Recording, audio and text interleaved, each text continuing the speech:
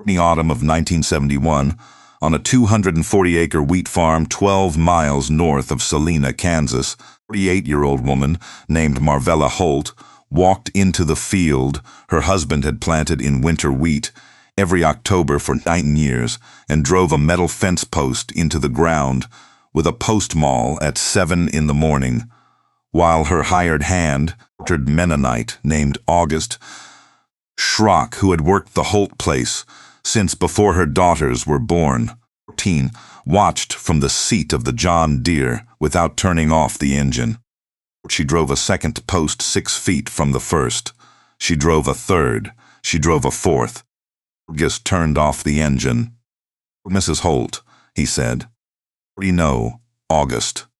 That is winter wheat ground. What do you know what it is?" "Mr. Holt planted winter wheat here for 19 years. He planted it for 17. I planted it for the last 2. In August looked at the posts. He counted them the way a man counts things he does not want to count. There were 11. "Tal Hundler, what are you building?" "Come back in 3 weeks, and I will show you." He's on. Gerald Holt had died in March of 1970 of a coronary occlusion at the age of 52. Sitting at the kitchen table with a cup of coffee and the Salina Journal open to the commodity prices. He's on. He had been a good wheat farmer and a quiet man, and he had never once in 19 years of marriage asked Marvella what she thought about the farm. Not because he was unkind, $100 on, because it had not occurred to him that she might have thoughts about it that were different from his own. Marvella was born Marvella Ruth Casper in 1933 in Pratt County, Kansas, the second daughter of a dry land farmer named Clarence Casper, who ran what the county extension office called a diversified operation and what everyone else called a mess. Clarence Casper grew 30 acres of wheat, kept 40 head of mixed cattle that he ran on native bluestem pasture, maintained a 1/4 mile of windbreak timber he had planted in 1932 during the worst of the dust years, and kept a long, low chicken house on the east side of the barn where he raised 200 laying hens and sold eggs to grocery stores in Pratt and Kingman. He also ran 50 stands of honeybees along the windbreak, which produced honey he sold at the grain elevator and by mail order to customers in Wichita who had found his name in a small advertisement he paid $4 a month to run in a beekeeping journal out of Ohio. Clarence Casper did not believe in putting all his eggs in one basket, which in his case was not a figure of speech. He had watched his neighbors lose everything in the 1930s because they had gambled everything on wheat in the 1920s, and the wheat had failed along with the rain. He had not lost his farm. He had not lost his house. He had sold honey and eggs through the drought years when the wheat came in at 12 bushels to the acre, and corn came in at nothing, and his neighbors drove west toward California with everything they owned tied to the roofs of their cars. Marvella grew up tending bees. She grew up collecting eggs. She grew up understanding that a farm was not a single bet, but a series of smaller bets placed against different weather, different markets, different seasons, so that no single failure could take the whole thing down. She had wanted to study agriculture at Kansas State. She did dollars on. Her father had told her in the winter of her senior year of high school that the savings had gone toward her older sister's nursing degree in Topeka, and that there was enough left for Marvella to take a bookkeeping course at the business school in Pratt, which would make her useful to whatever man she eventually married. He said it without cruelty. He thought he was being practical. He thought practical was the same as kind. The bookkeeping course. She took the bookkeeping. She was useful to Gerald Holt, who had come into the business school looking for someone to run his farm accounts, and had instead married the woman running them, or kept Gerald's books for 19 years. She had also, quietly, over those 19 years, kept a second set of notes in a green ledger she stored at the back of the closet in the spare room. A financial ledger, a planning ledger, full of sketches and acreage calculations and notes she had copied from extension bulletins and farm magazines, and 2 letters she had written to researchers at Kansas State, whose names she had found in the footnotes of articles, and who had written back to her with courtesy and a formality that suggested they were not quite sure what to make of a farm wife in Saline County who had read their journal articles and had specific follow-up questions. Green ledger was 4 inches thick by the time Gerald died. Him, she had not shown it to him. She had not been certain in 19 years that he would understand it. She had not been certain in 19 years that it was fair to show him something that might make him feel like she had been waiting for something she did not want to admit she was waiting for. By the spring of 1971, 13 months after the funeral, she had read the green ledger through twice and made her decision. She was going to do what her father had done. She was going to stop betting the whole farm on one number. On the fence posts she drove into the wheat ground that October morning were the first posts of a chicken house. 200 birds, not 50. She ordered 300-day-old pullets from a hatchery in Missouri, and she built the house 24 feet wide and 60 feet long on the east side of the field, oriented south-facing, for winter light, with ventilation she had drawn in the green ledger from a design she had copied out of a Kansas State Extension bulletin from 1954. August Schrock did not help her frame it. He stood near the site with his arms crossed and watched her work. On the 3rd day, without saying anything, he picked up the other end of a rafter. She was trying to set alone and held it while she nailed it. He did not speak. She did not thank him. They framed the roof in 2 afternoons. Who noticed first? The men who noticed first were the men who always noticed first in Saline County, which was to say, the men who gathered at the Cenex cooperative in Salina on Tuesday mornings for the informal meeting that was not a meeting but functioned as one. There were 4 of them in particular. The first was Lyle Drummond, who held the operating note on the Holt farm at First National Bank of Salina. Lyle was 61, a second-generation banker in a wheat county, a man who had spent his career lending against winter wheat, because winter wheat in Kansas was as close to a sure thing as any crop grown in North America. He had written Gerald Holt an operating note every September for 11 years, and he had been paid back every June after harvest, and he had never once had a problem. He now had a 38-year-old widow on his books who was building a chicken house on winter wheat ground with an operating note, due in June. He did not call her directly. He called her brother-in-law, a man named Carl Holt, who farmed 20 miles east, and he asked Carl if he might want to drive over and have a conversation with Marvella about the direction of the operation. Carl drove over. He sat at the kitchen table and said that a chicken house on wheat ground was not what Gerald would have wanted, and that, if the farm was too much for her to manage alone, land ought to stay in Holt hands. He said it twice, in slightly different ways. Marvella poured him a second cup of coffee and said she appreciated his concern and walked him to his truck. $30. He drove away and she went back inside and wrote the date and what he had said in the back of the green ledger. The second man was Warren Finch, who ran the Cenex cooperative and who had supplied Gerald Holt with seed wheat and fertilizer for 19 years. Warren was 55 and he understood farms the way a man understands them when he has spent 30 years supplying the inputs for one kind of farming. He did not know anything about laying hens. He did not want to know anything about laying hens. $3,100. He wanted to know when Marvella was going to put in her seed wheat order for the fall and whether the chicken house was going to interfere with the field's tillage access from the north lane. Man was Dale Pruitt, the county extension agent. Dale was 44 and had a degree in agronomy from Kansas State and 14 years of experience advising Saline County farmers on wheat varieties and fertilizer rates and nothing else. $1,100 on.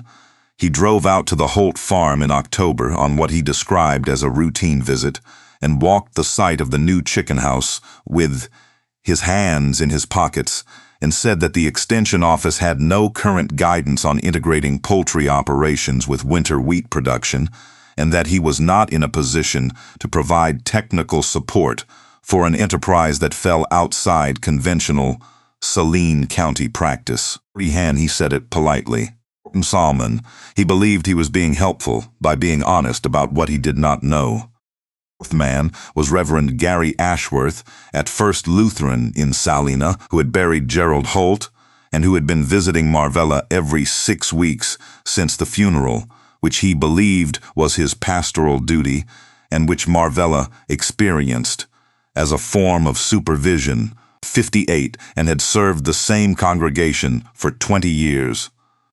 Which he arrived one Thursday afternoon in November, sat at the kitchen table, looked out the window at the framed chicken house, and said that grief sometimes led people toward decisions they would later regret, and that the congregation was concerned she might be moving too quickly into significant changes on a property she was still learning to manage alone. 40 on. I have been managing this property since Gerald's first coronary in 1966, Marvella said. The one he did not tell the bank about. Reverend Ashworth looked at his hands. He had not known about the 1966 coronary. $40 on. I managed it again during the harvest of 1968 when his back went out and he could not climb into the combine. I managed the accounts every year of our marriage. I am not learning to manage alone. I have been managing alone for longer than most people in this county know. Reverend Ashworth accepted a third cup of coffee and asked about her daughters and left. He came back twice more that winter, and then his visits became less frequent, and then they stopped. $40. Here is what Marvella Holt knew that the men at the Cenex cooperative did not know. She knew that laying hens on deep litter produced nitrogen-rich manure that, properly composted, could replace 60% of the synthetic fertilizer cost on the adjacent wheat acres. She had calculated this from 2 extension bulletins and a letter from a researcher at Kansas State named Dr. Caroline Swick, who had responded to Marvella's letter with 4 pages of single-spaced notes and the acknowledgement that her work on integrated poultry crop systems in the southern plains was preliminary, but the results were consistent. $40 on. She knew that eggs in 1971 were selling for 45 cents a dozen at grocery wholesalers in Salina and Abilene, $40, and that 300 hens in production would yield approximately 240 dozen eggs a week at peak lay, $40, and that 240 dozen eggs a week at 45 cents was $108 a week against a production cost she had calculated at $44 a week in feed and bedding and electricity. Knew that wheat at $1.65 a bushel and 40 bushels to the acre on good Saline County ground returned $66 an acre once. In June, she knew that hens returned money every week through drought years and wet years and the years when wheat prices fell because the Soviet Union did not buy and the years when input cost rose because oil prices spiked. $300 on.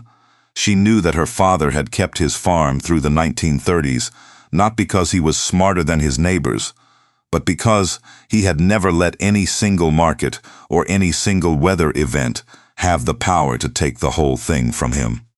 A folder 2 inches thick. She had not shown it to anyone in Salina. First winter was a quiet winter. The pullets came in November and went into production in February, which was 6 weeks later than she had planned, because the waterers froze in January, and she spent 3 nights in the chicken house in a sleeping bag, running an extension cord to a heat lamp. August Schrock found her there the second morning and did not say anything. He went to the barn and came back with a second heat lamp and a longer cord. He did not ask permission. She did not thank him. They got the waterers running by the third day. 300s on. By April, the hens were laying at 78%, which was 2 percentage points below the hatchery's projection for the breed. By May, they were at 83%. Meal. Marvella was selling eggs to 2 grocers in Salina and 1 in Abilene and 1 small cooperative grocery in Lindsborg that had asked her specifically because their previous egg supplier had retired. $14 on. She kept accounts in the green ledger in a column next to the wheat accounts. By the end of May, the egg income had covered the operating costs of the chicken house and produced $890 in net revenue above costs. Lyle Drummond called her in May and asked her to come in to review the operating note before the June wheat payment. She came. She brought the ledger. She brought a typed income projection through 1974. She set the projection on his desk. He did not pick it up. "Ms. Holt," Lyle said, "the bank has some concern about the direction of the operation since Gerald passed. Wheat is in the ground and on schedule for a June harvest," Marvella said.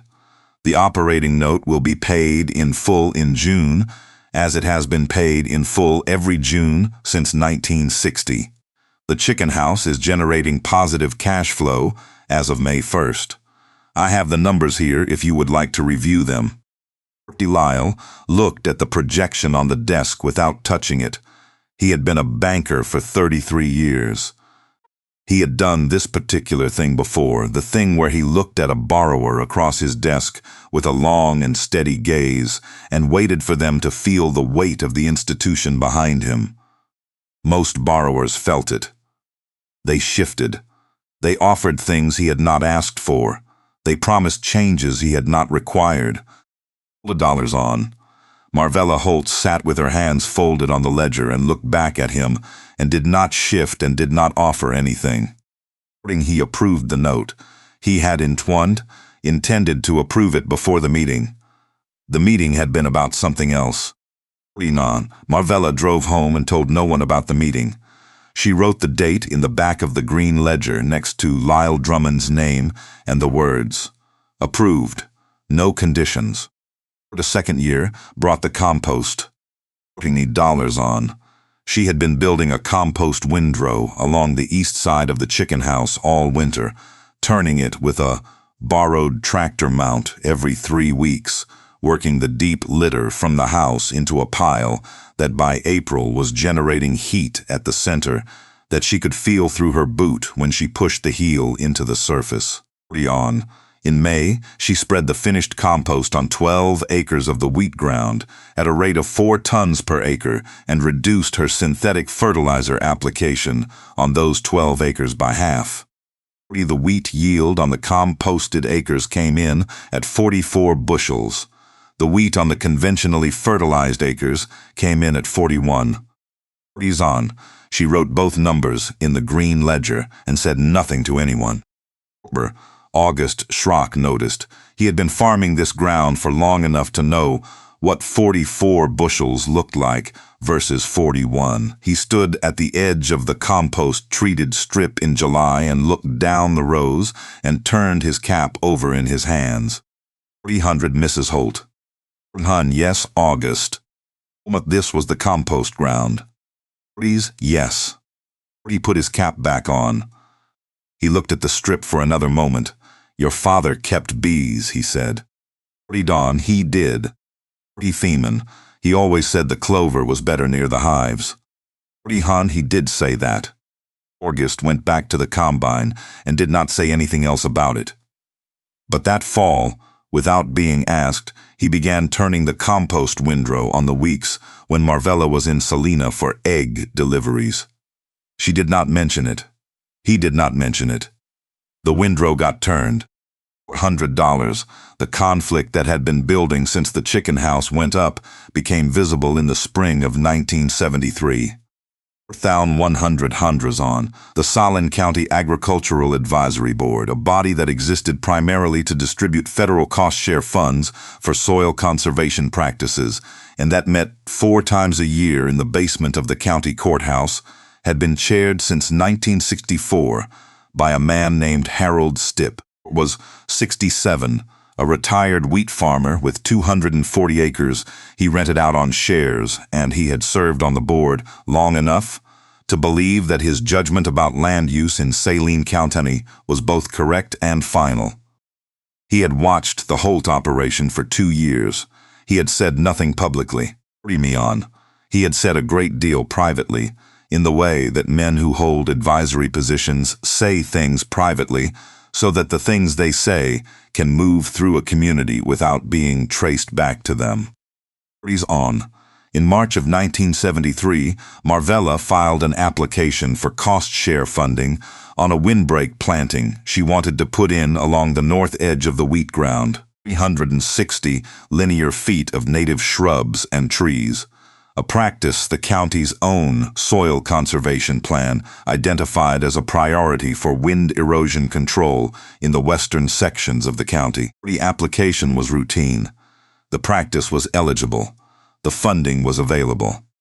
Stipp convened a special session of the board and argued that the Holt operation had become a mixed-use agricultural enterprise rather than a conventional crop operation, and therefore did not qualify under the cost-share criteria, which were, he said, designed to support conventional grain farming. 2 board members agreed with him. 2 did not. The motion passed 3-2. Marvella paid for the windbreak planting herself. It cost her $1,140.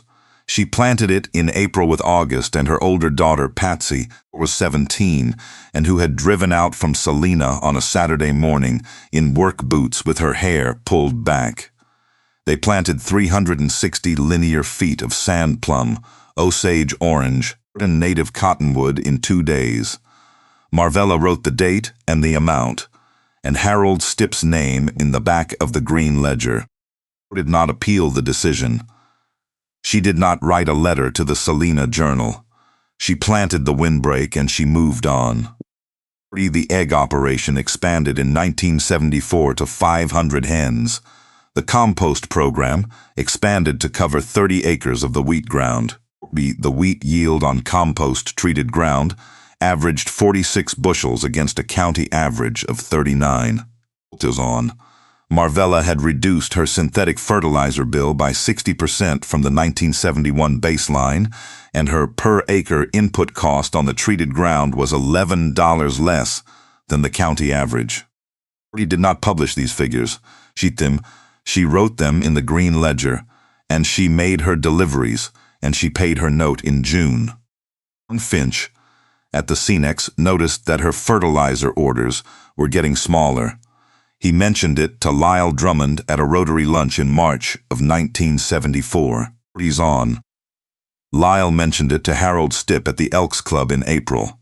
The men assembled in this way a picture of the Holt operation that was accurate in its details but wrong in its conclusions, because they assembled it from the outside and without the ledger and without the 2 years of correspondence with Dr. Lean Swick at Kansas State, and without the understanding that Marvella Holt had been thinking about this system for 19 years before she drove the first fence post into the wheat ground. The year came in 1976. The drought started in April. By June, the subsoil moisture across Saline County was the lowest it had been in 30 years. The wheat had headed poorly because the moisture was gone before grain fill. The county extension office was projecting a county average of 22 bushels. Some fields were coming in at $15 on. Marvella watched the wheat in the conventionally fertilized sections of her field go yellow-bronze at the nodes in late June and understood what the harvest was going to look like. Compost-treated ground held moisture 2 weeks longer than the conventional sections. She walked the boundary between the treated and untreated ground on a Tuesday morning in late June. and the line was visible, not dramatic, not miraculous, just visible to anyone who had been walking that ground long enough to know what it looked like in a dry year. The conventional sections came in at 26 bushels, still below normal. The compost sections came in at 31. The eggs did not care about the drought. The hens laid through June and July and August at 81%, 80%, 79%. The grocery stores in Salina needed eggs in drought, years the same as in good years. The income from the egg operation in 1976 was $6,200 above operating costs, which was 3 times what the wheat acres returned that year. Marvella paid the operating note in full in June of 1976 from the combined egg and wheat income. She had no difficulty with the payment. She put $3,800 into a savings account at a bank in Abilene, not the bank in Salina. Lyle Drummond heard about the 1976 harvest figures from Warren Finch and said nothing publicly, because saying something would have required acknowledging that the Holt operation had survived a drought year better than most of his other agricultural borrowers. $300 on, and acknowledging that would have required acknowledging something about the direction of an operation he had spent 5 years trying to quietly discourage. 14.1. The men at the CNEX in the fall of 1976 did not discuss the Holt farm. They discussed the drought, and they discussed who was going to make their note payments, and they did not discuss Marvella Holt because there was nothing useful to say. The first thing happened in the spring of 1977. August Schrock was 68 years old. He had worked the Holt place for 22 years. He had never missed a day of work for illness in those 22 years, which was a fact he mentioned twice a year, and which Marvella privately believed was the most Mennonite fact she had ever heard. 1,000 house in the chicken house on a Thursday morning in March, not a stroke. The doctors said $100 on, but a cardiac event significant enough that they kept him in the hospital in Salina for 12 days and sent him home with instructions that included the phrase light duty only and the implicit understanding that light duty for a 68-year-old man who had been doing heavy work for 50 years meant something closer to nothing at all. Marvella drove to the hospital every other day. She drove 500 laying hens alone. She collected eggs at 6 in the morning before school buses ran. She loaded delivery crates into the truck at 5:30 and drove to Salina and Abilene and Lindsborg and came back in time to do afternoon feeding. She also had wheat to plant that fall. She also had a windrow to turn. Also had 2 daughters, Patsy at 22 now, and working in Wichita, and Louise at 18 and finishing her last year of high school in Salina. In October of 1977, the tractor's front axle cracked during a cultivating pass on the north section. Marvella was alone on the field. $300. The cracked cleanly, and the front of the tractor dropped, and she braced both arms against the steering wheel and felt something give in her left shoulder. On, she drove herself to the emergency room in Salina, a separated shoulder. Not surgery, the doctor said, but immobilization for 6 weeks, and nothing overhead for 3 months after that. She called Patsy from the hospital. Patsy drove from Wichita that evening with her boyfriend, a mechanic named Steve, who said almost nothing but who arrived the next morning at the farm at 7 with tools and spent the day under the tractor. He had the axle welded and reinforced by 4 in the afternoon. He charged her nothing. He went back to Wichita with Patsy that night. Of course, the eggs still needed collecting. The delivery still needed running. Dale Pruitt heard about the accident from the county courthouse where someone knew the emergency room nurse. He drove out to the Holt farm on a Saturday, 3 days after the accident, without calling ahead. He found Louise Holt collecting eggs alone in the chicken house, with her arm in a sling. Not Louise's arm, but her mother's. and he stood in the doorway until Louise told him her mother was in the kitchen. He sat at the kitchen table. He had his county extension hat on. He had driven 20 miles on a Saturday. "Ms. Holt," Dale said, "I owe you an apology." Marvella looked at him. "I told you in 1971 that this operation was outside my technical support area." That was true in 1971. $1,400 on. "I have spent 6 years watching you run an integrated poultry grain operation with results that the Extension Office should have been helping you document." He should have said in 1971 that I did not know enough and that I intended to learn. I said instead that I could not help. Those are different statements, and I chose the wrong one. Marvella was quiet for a moment. "You came out here on a Saturday," she said. "My father had a small egg operation in Ellsworth County," Dale said. "I grew up collecting eggs. I came out here on a Saturday because I know what one person collecting 500 eggs looks like, and I know it is not manageable with one arm in a sling." He collected eggs that Saturday. He came back the following Tuesday. He came back the following Friday with 2 members of a 4-H club he supervised, and they collected eggs and turned the compost windrow and did not charge anything. He came back the following week. He came back for 6 weeks until Marvella's shoulder had healed enough for her to manage alone again. He did not tell Warren Finch about the visits. He did not mention them at the CNEX meetings.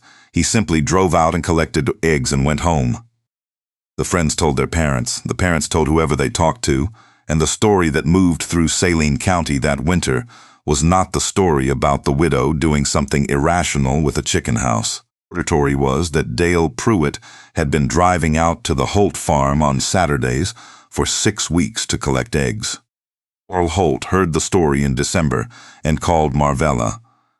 He said he had been thinking about how he had come out to talk to her in 1971 about the chicken house. He said he had not come out as family. He said he had come out as someone with an interest in the property, and he said that was not the same thing and he was sorry for it. Marvella accepted the apology. She did not put his name back in the back of the green ledger. $40 on. She had not needed to write anything in the back of the green ledger for 2 years. The drought of 1980 was worse than the drought of 1976. The state average for winter wheat in Kansas in 1980 came in at 17 bushels per acre. In Saline County, the average was 19. Several large operations in the county's western sections abandoned fields before harvest because the yield estimate was below the cost of combining. Marvella's compost-treated acres, now 48 acres of the wheat ground, came in at 28 bushels.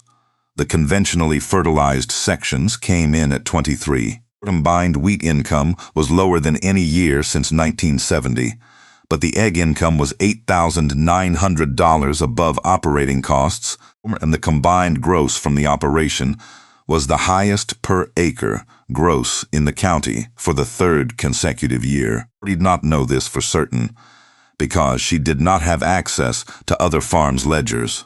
She suspected it from what she heard at the cooperative and at the grain elevator, and from what Dale Pruitt told her, carefully and without identifying other farms by name, about how the county's operations were performing in the drought year.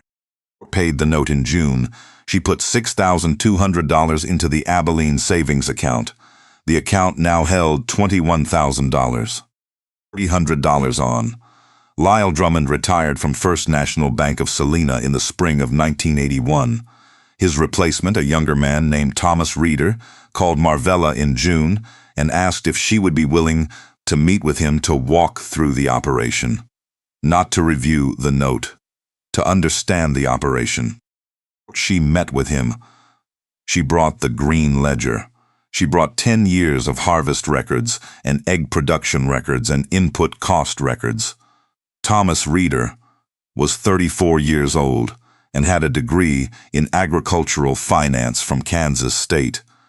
and he looked at the ledger for 40 minutes without saying anything except 3 questions, which were specific and showed that he had been reading before he came. At the end of the meeting, he said, "Mrs. Holt, would you be willing to let me bring a group of our agricultural borrowers out to the farm this fall?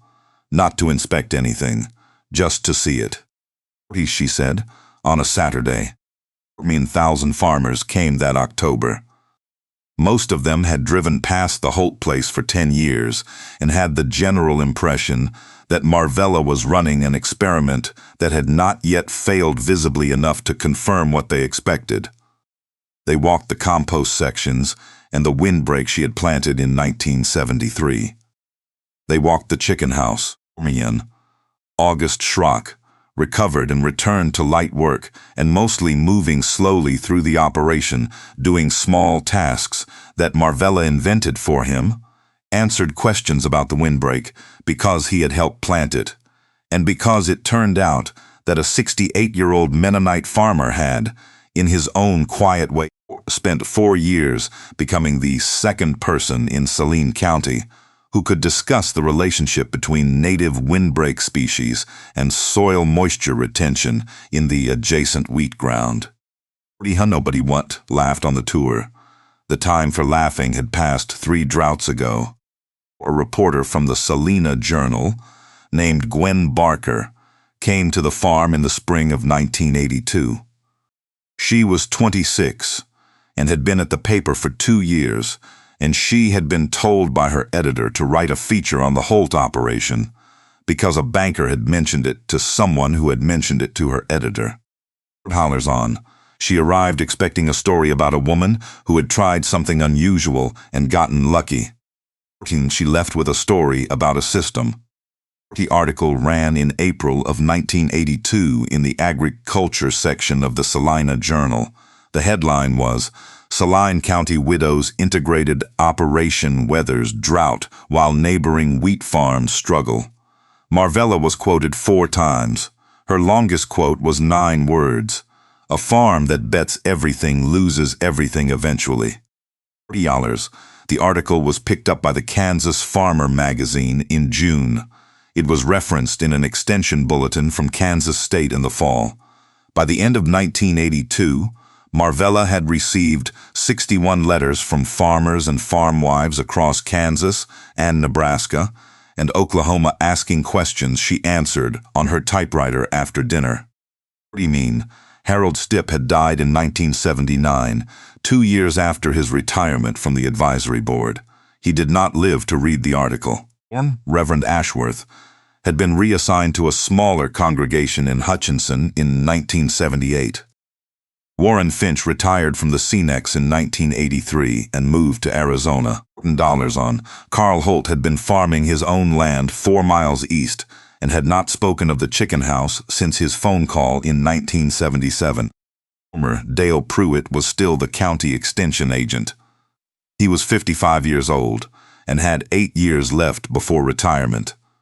He had spent 12 of his last 15 years trying to make up for the 6 weeks he had not offered to help before 1977. He had written 2 of the letters of recommendation that got Marvella asked to speak at a Great Plains agricultural conference in Wichita in 1984. She almost did not go. Louise, who was teaching school in Salina by then and came home most weekends, told her she had to go. August Schrock, who was now 73 and mostly sitting in the kitchen, drinking coffee and telling stories about the farm in the 1950s, told her he did not want to hear she had been invited somewhere important and had not gone. She stood at a wood podium in a hotel conference room in Wichita with no notes. She had written notes. She had left them in the truck. People keep asking me why I put a chicken house on wheat ground in 1971, she said. I have been asked this for 12 years. First, the honest answer is that my father put laying hens next to his wheat ground in Pratt County in 1929, and it was the decision that kept his family in their house during the worst decade in this country's agricultural history. It's not doing something experimental. I was doing something I had watched work for 30 years before I did it. 300, she paused.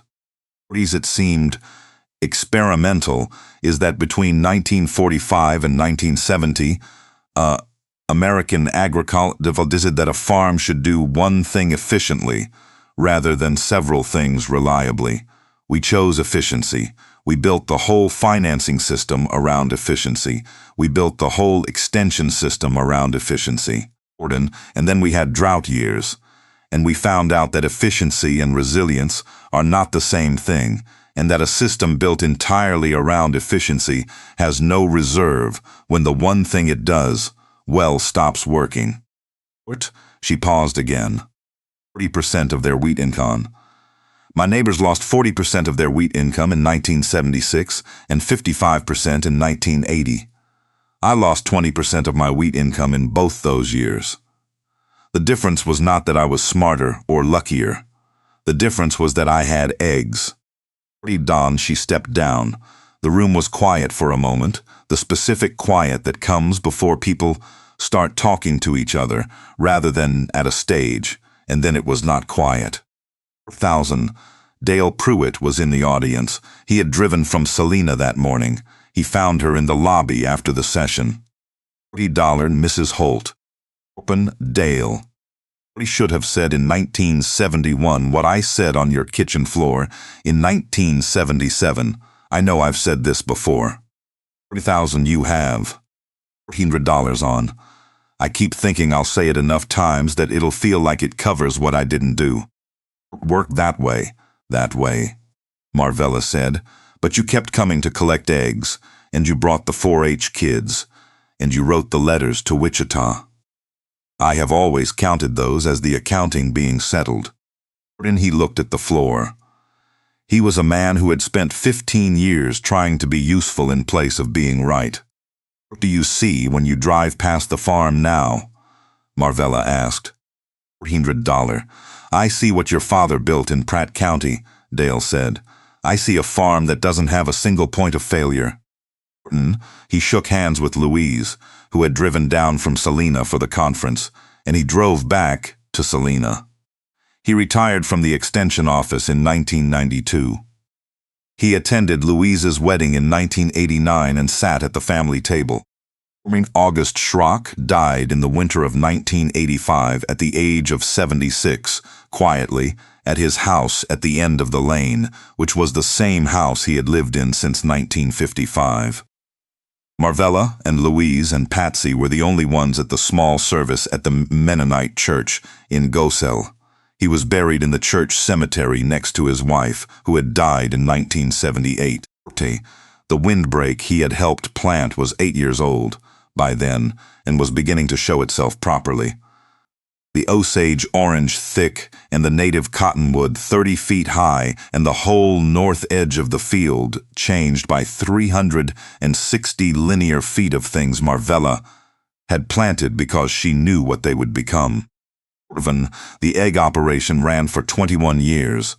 Marvella sold the laying hen operation in 1992 when she was 59 because it had stopped working, but because the processing and delivery logistics had grown beyond what she could manage alone, and she did not want to hire enough people to run it properly. She converted the chicken house to a grain storage and equipment building and bought 40 more acres of wheat ground from a neighbor who was retiring. She continued the compost program on the treated acres, using purchased manure from a poultry operation in Dickinson County. 1995, when Louise came back to help manage the farm after her husband's firm moved its regional office to Salina, 40 acres had been expanded to 280, and the per-acre wheat yield on the compost-treated ground had averaged 43 bushels for 15 years, against a county average of 37. The input cost savings on fertilizer over 20 years had totaled, by Marvella's calculation in the Green Ledger, just over $68,000. The egg operation had generated, net of all operating costs over 21 years, a $141,000 in income that would not have existed if she had planted winter wheat on that ground instead of a chicken house. $40. She did not advertise these figures. They were in the ledger. In 2001, Kansas State University's Department of Agronomy invited Marvella to speak to a graduate seminar on integrated crop systems in the semi-arid Great Plains. She was 68 years old. She brought the green ledger. She set it on the table at the front of the room and did not open it. "Everything I know about farming is in this ledger," she said. "I started writing in it in 1953 when I was 20 years old, and I have written in it every year since. There are 50 years of notes in here from researchers who answered my letters and extension bulletins. I copied by hand and plans I drew in the years when I was not in a position to act on them. I did not go to Kansas State. I could not go to Kansas State. Kansas State came to me one letter at a time because I asked questions and people answered them." $40. She paused. "What I want to say to you today is something I want you to hear before you go out and work with farmers, not after. The knowledge in this ledger was available to any farmer in Saline County who wanted it. The research existed. The extension bulletins existed. The letters got answered. The reason my farm survived 3 drought years better than my neighbors was not that I had access to information they did not have. It was that I was willing to act on information that did not fit the pattern everyone around me had decided was the only acceptable pattern." She set her hand on the ledger. "My father kept bees in 1929 because he understood that a field that does one thing is a field that fails in one way. That is the oldest agricultural lesson there is. We keep forgetting it, because forgetting it is profitable for the people who sell us the inputs for the one thing the field is doing. I planted a chicken house in a wheat field in 1971 because my father taught me not to forget." The room was quiet. It stayed quiet longer than rooms usually stay quiet after someone has finished speaking. Louise was in the audience. 45 years on. She was 35 years old and managing 312 acres and a compost program and a relationship with Dale Pruitt's successor at the county extension office that was, from the first meeting, entirely different from the relationship her mother had managed for 6 years before 1977. She had the green ledger on the farm in Salina.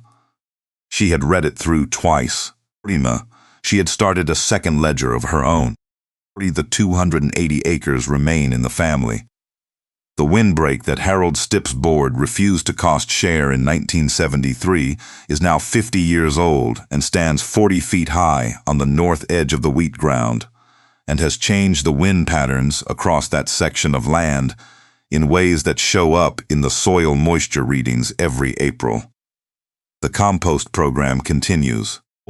The wheat ground that Marvella Holt planted to winter wheat in her first year alone, and that she planted a chicken house next to in her second year, and that people in Saline County spent a decade being certain was going to fail. That ground has not had an operating note called for non-payment in 54 years. What do you see when you look at a widow driving fence posts into wheat ground in October of 1971 while her hired hand sits on the tractor and counts them without wanting to count them? People saw grief working itself out in a direction it should not have gone. Lyle Drummond saw a loan portfolio growing uncertain. Harold Stipp saw a violation of the proper order of Saline County land. Reverend Ashworth saw a soul that needed redirecting. Warren Finch saw a fertilizer account that was getting smaller every year and could not understand why. Dale Pruitt saw, eventually, what he should have seen at the beginning, which was a woman who had read more carefully than he had and who was willing to act on what she had read. Marvella Holt saw what her father had shown her in Pratt County when she was 8 years old, walking the rows of his wheat and his pasture and his chicken house, On a July morning, when the grasshoppers were bad and the grapples were bad, and the rain had not come for 6 weeks, and her father was still in a position to feed his family because not every row he had planted was wheat.